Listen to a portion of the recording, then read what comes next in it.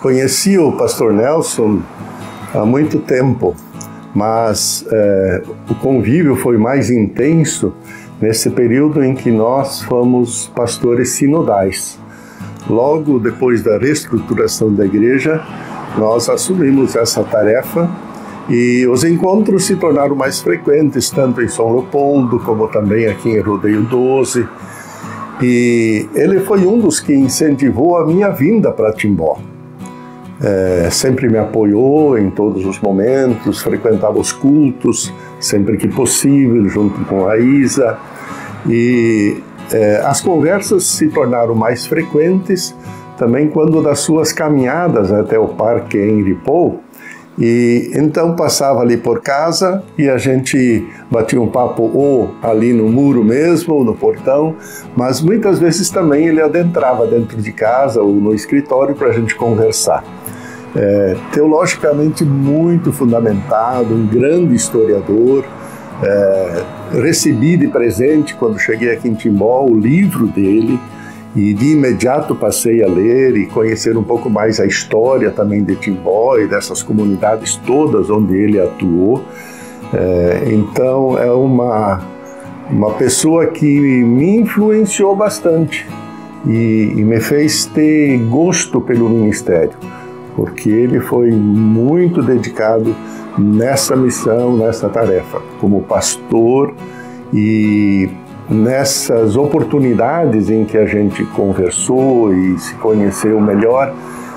Num momento ele chegou à casa pastoral, bateu na janela e disse: eu sei que tu estás bastante ocupado, mas eu queria só lhe dizer que há 50 anos atrás eu entrei nessa casa para ser pastor desta comunidade aqui em Timbó.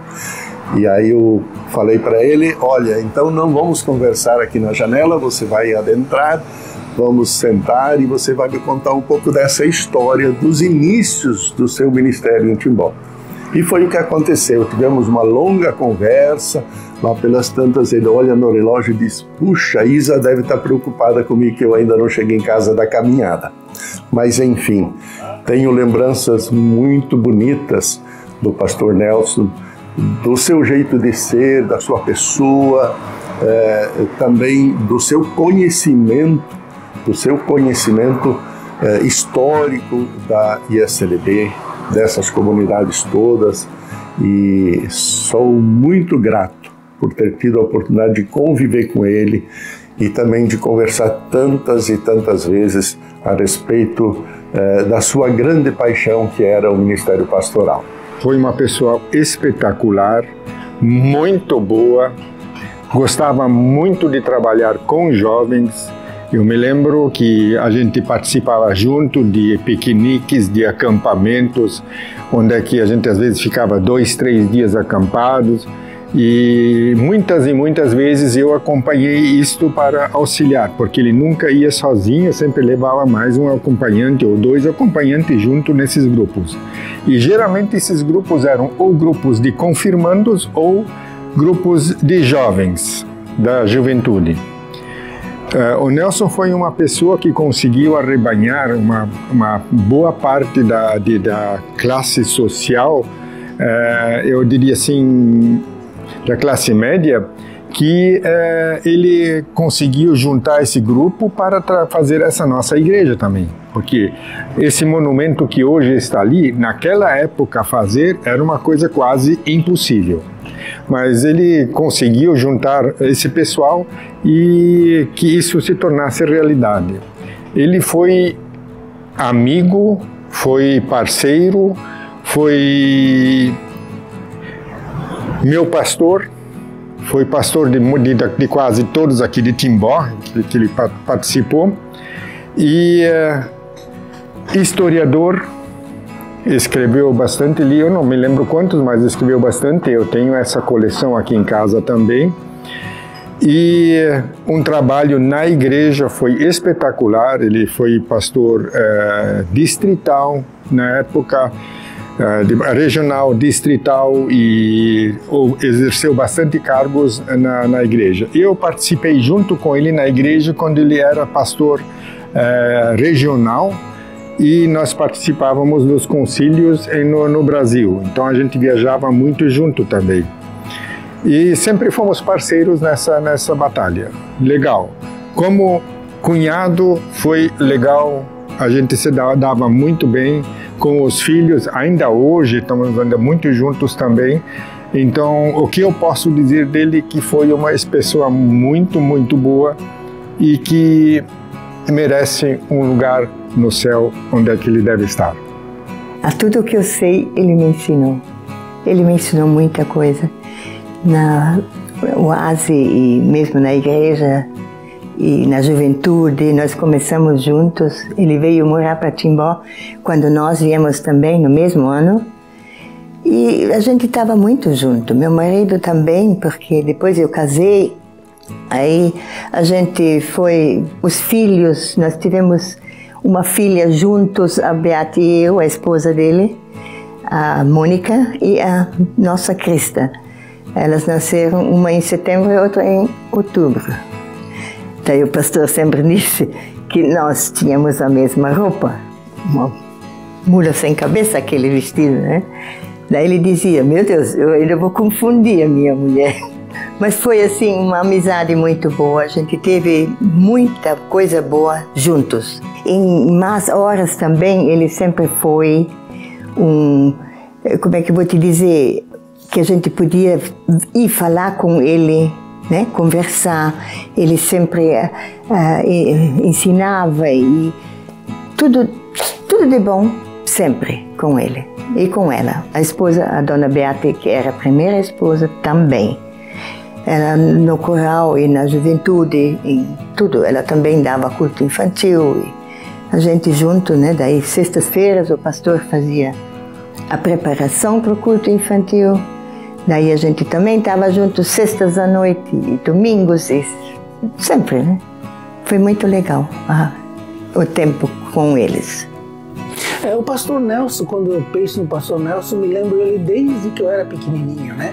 Porque os meus pais sempre tiveram muito convívio com o pastor Nelson, né? Eu até tenho uma amizade muito grande também com vários filhos deles, que eu estudei com eles, né? Mas o pastor Nelson, então, ele estava sempre presente, porque naquela época Timbó era uma cidade pequena ainda, né? E meu pai chegou a ser presidente da paróquia da comunidade luterana, minha mãe, anos mais tarde, foi, então, presidente da OA7, por causa desse convívio que as pessoas tinham, né? Mas eu tive um encontro muito mais forte com o pastor Nelson a partir da minha juventude, quando eu fiz a minha confirmação, e depois da confirmação a gente tinha o direito, então, de participar dos encontros da juventude, que era o Nelson que coordenava, e o Nelson era cheio de ideias, né? Ele convidava aqueles jovens depois que fizeram a confirmação para virem, se eu não me engano, quartas-feiras à noite, e para nós sair de casa quarta-feira à noite já era coisa de adulto, né? A gente ia naqueles encontros com o Nelson, ele fazia brincadeiras, era no centro evangélico, que hoje ali é o Cine Municipal, que hoje já virou o SIC, né? Naquele endereço eram os nossos encontros, então todas as quartas-feiras, e o Nelson fazia brincadeiras, jogos, nós fazíamos brincadeiras de São João, de quadrilha, tinha um momento religioso, um momento de oração, um momento de reflexão, né? E o Nelson organizava, inclusive, com essa turma toda, passeios. Nós fomos, me lembro, um passeio até no Morro da Araponga, se eu não me engano, e tinha aqui um pedaço de bicicleta, outro pedaço era a pé, e a gente ia, né? Voltamos 10, 11 da noite, e para nós, 11 da noite era como se hoje, 4 da manhã, né? Era assim, fascinante. O que sempre me vem na memória do Nelson é assim, que ele era daqueles pastores inovadores, né? Naquela época os cultos eram muito assim, metódicos, né? E o Nelson conseguia fazer um culto leve, um culto que as pessoas se interessavam.